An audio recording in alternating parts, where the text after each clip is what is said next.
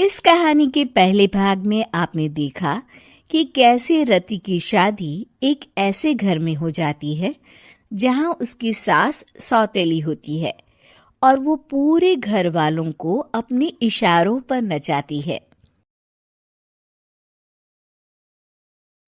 रति छत से सूखे कपड़े उतार कर ले जा रही थी कि तभी उसकी नजर लक्ष्मी पर पड़ती है, जो किसी तरह चोरी से सुनील की अलमारी खोलने की कोशिश कर रही होती है।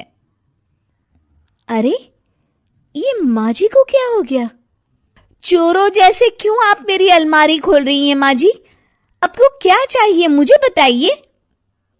अरे वाह, क्या चाहिए मुझे बताइए। अरे मैं इस घर की मालकिन हूँ, पूरा घर मेरे इशारों पर नाचता है और तुम्हें बताऊं कि मुझे क्या चाहिए? हट यहाँ से। और वो उसे जोर से धक्का देती है। जैसे ही लक्ष्मी रति को धक्का देती है, उसके सर पर चोट लग जाती है और वो बेहोश होकर गिर जाती है। रति के आसपास पूरा परिवार खड़ा रहता है। डॉक्टर जैसे ही उसे देखकर जाता है, रति को होश आता है। अरे बेटा, तुम दूर क्यों खड़े हो? मेरे पास आओ, मैं तुम्हारी माँ हूँ, कमला। रति के मुंह से लक्ष्मी सारंग की माँ का नाम सुनती है तो हैरान सी रह जाती है। क्या बोला रति बहू? चुप कर डायन, तूने मेरे पति और बेटे का हाल बेहाल कर दिया। अब तू मेरी बहू को भी गुलाम बनाना चाहती है? रुक, अभी मजा चखाती हूँ।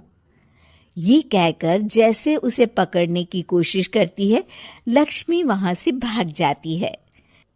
लक्ष्मी के जाने के बाद रति अपने ससुर और पति की तरफ देखकर मुस्कुरा देती है। दोनों समझ जाते हैं कि ये रति की चाल है। अगली सुबह लक्ष्मी का पति खाना लेकर खेत में जाने के लिए निकल ही रहा होता है कि लक्ष्मी उसे रोक देती है। अरे कहाँ चल दिए खाना लेकर? आज घर का काम कौन करेगा? तभी पीछे से रति आ जाती है और जोर से चिल्लाती है। कौन इनको काम पर जाने से रोक रहा है? मैं अभी उसे मजा चखाती हूँ। जैसे ही रति लक्ष्मी की तरफ बढ़ती है, लक्ष्मी घबरा जाती है।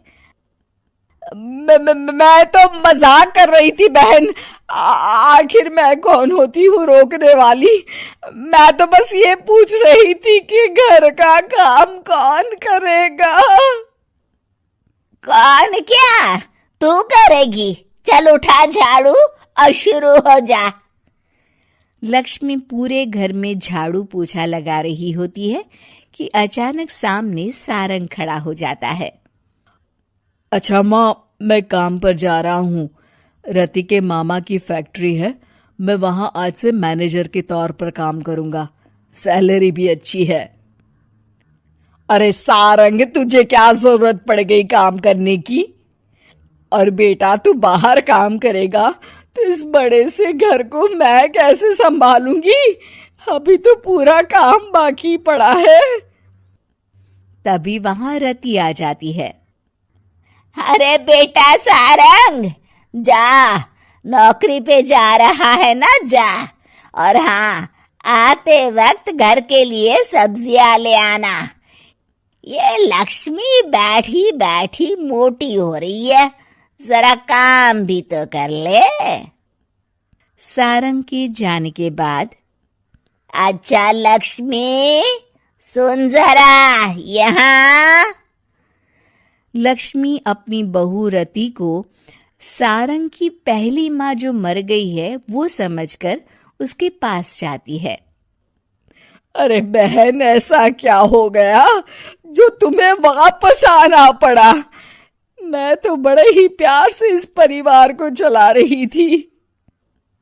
प्यार से तो मैं बहुत साल से तुझे मजा चखाना चाहती थी, लेकिन किसी औरत का शरीर मुझे नहीं मिल रहा था प्रवेश करने के लिए। अब से ना मैं बहू के शरीर में रहूंगी। और हाँ, तूने कोई भी चालाकी दिखाई या मेरे घर के लोगों को परेशान करने की कोशिश की तो तेरा गला दबा दूंगी।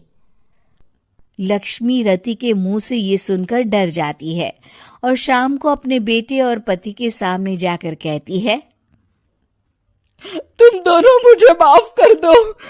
मैं अब तुम दोनों को कभी परेशान नहीं करूंगी। और बहू, तुम मेरी बेटी की तरह हो। बस अब बेटी की तरह ही बनकर रहना। लक्ष्मी उन लोगों को इतना कहकर वहां से चली जाती है और उसके जाने के बाद तीनों एक दूसरे की तरफ देखकर हंस देते हैं।